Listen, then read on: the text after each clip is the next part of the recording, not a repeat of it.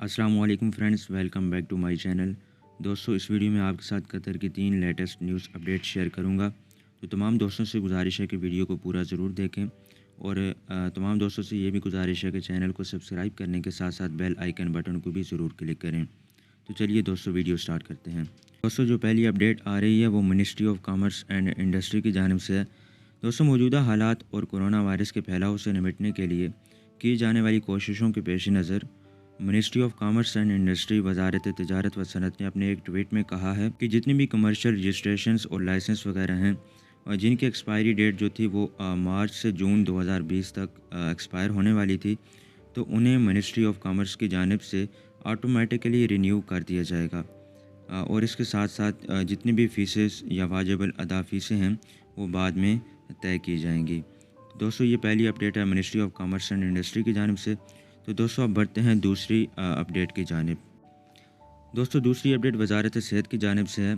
وزارت صحت کے شعبہ صحت کے ڈائریکٹر ڈاکٹر شیخ محمد بن حمد الثانی نے بیان کیا ہے کہ ریاست قطر نے اب تک 5 ہاسپٹلز اور اس کے ساتھ ساتھ 4 نئے ہیلتھ سینٹرز کا جو ہے انہیں نامزد کر دیا ہے کورونا وائرس کے تمام مریضوں کے ٹیسٹ اور ان کے علاج کے لیے۔ قطر نیوز ایجنسی کو دیے گئے ایک انٹرویو میں ان کا کہنا تھا کہ 5 نئے ہاسپٹلز کووڈ-19 کے مریضوں کے علاج کے لیے نامزد کر دیے گئے ہیں، جو مواصلاتی بیماریوں کا مرکز ہوں گے، جن میں حسن مبارک ہاسپٹلز، کیوبا ہاسپٹلز، مسعید ہاسپٹل اور راس لفان ہاسپٹلز شامل ہیں۔ اور اس کے علاوہ تمام مریضوں کی معاملات کی جانچ پڑتال اور ان کی نگرانی کے لیے 4 نئے ہیلتھ سینٹرز کو بھی اوپن کر دیا گیا ہے، جو کہ غرافات الریان، سلال، متحیر اور راودات الخیل ہیلتھ سینٹرز ہیں۔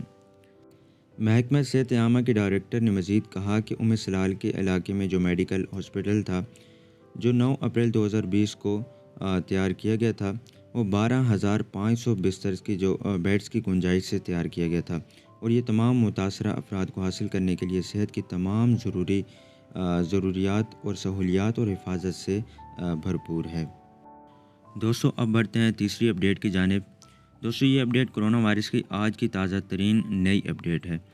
دوستوں، وزارت صحت نے آج 28 اپریل 2020 کو کورونا وائرس کے 677 نئے تصدیق شدہ کیسز کا اندراج کیا ہے، اور اس کے ساتھ ساتھ گزشتہ 24 گھنٹوں میں اس مرض کے 68 نئے کیسز کی صحتیابی کا اعلان کیا ہے، جس سے اب تک قطر میں جو ہیں ٹوٹل صحتیاب ہونے والے لوگوں کی تعداد 1134 ہو گئی ہے۔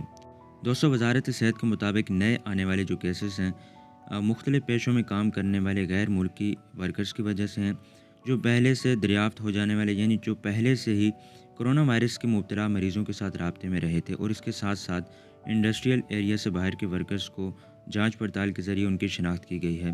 اور اس کے علاوہ بقیہ جو نئے کیسز ہیں وہ مختلف شہریوں اور رہائشیوں سے آئے ہیں، جو اپنے اہل خانہ یعنی فیملی ممبرز کے ساتھ رہے تھے، یا کہیں بھی اپنے کام کی جگہ یا کسی بھی جگہ پر متاثرہ لوگوں کے ساتھ انہیں سامنا کرنا پڑا تھا۔